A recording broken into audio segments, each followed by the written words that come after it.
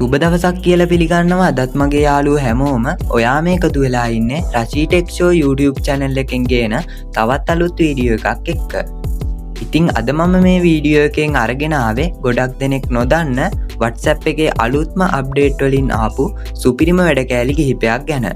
ඔයත් දවසින් දවස අප්ඩේට් වෙන මේ වගේ අලුත් දේවල් දැනගන්න කැමති නම් වීඩියෝ එකට පහලින් තියෙන subscribe button එක press කරලා bell icon එකත් all කරලා තියාගන්න. එහෙනම් guys අපි වීඩියෝ එකට ගිහින්ම බලමු WhatsApp වල අලුත්ම අප්ඩේට් වලින් ආපු සුපිරිම වැඩ කෑලි මොනවද කියලා.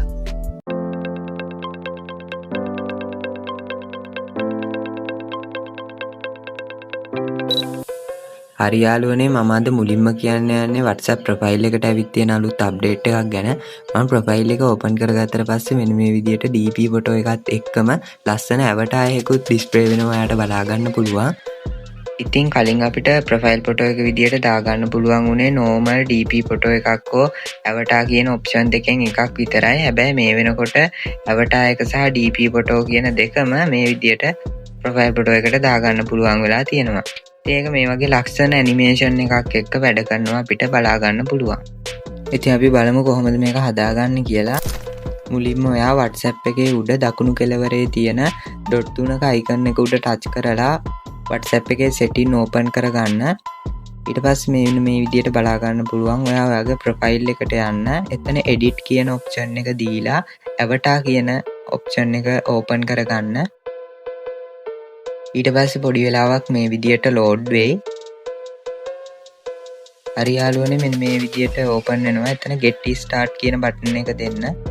ඉතින් මෙතන නිල් පාටින් තියෙන create from selfie කියන එක දුන්නම ඔයාගේ මූණේ shape එකට හරියනම avatar කෙනෙක් lazyයෙන්ම හදා ගන්න පුළුවන්.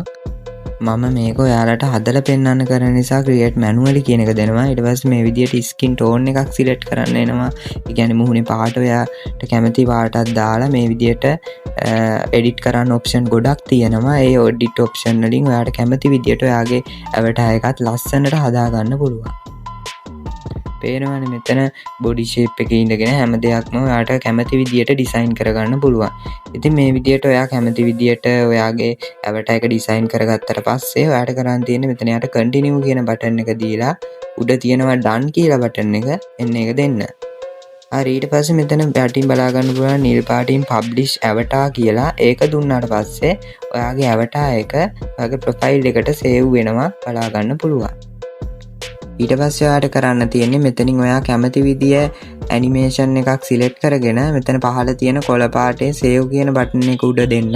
ඊට පස්සේ මේ විදියට ඔයාගේ avatar එක ප්‍රොෆයිල් එකට save වෙනවා බලා ගන්න පුළුවන්.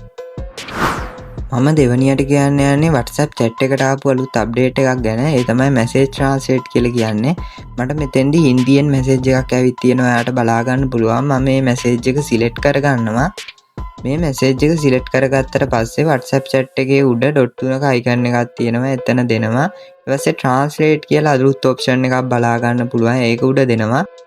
ඊට පස්සේ ඔයාලට මෙන්න මේ විදියට open වෙයි. මෙතන යට translate from කියන එකට යටින් තියෙනවා choose කියලා. ඒක උඩ touch කරගන්න. ඊට පස්සේ ඔයාලට මෙන්න මේ විදියට open වෙයි. මෙතනදී ඔයාට භාෂාවල් කිහිපයක් බලා ගන්න පුළුවන්. මේ වෙනකොට අපිට මැසේජ් එක ට්‍රාන්ස්ලේට් කරගන්න පුළුවන් භාෂාවල් කිහිපයකින් එන මැසේජ් පමණයි.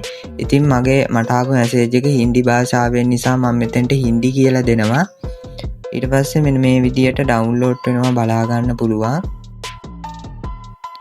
ඒක ඩවුන්ලෝඩ් වෙලා ඉවරුණායින් පස්සේ යට continue කියන බටන් එක උඩ ටච් කරගන්න.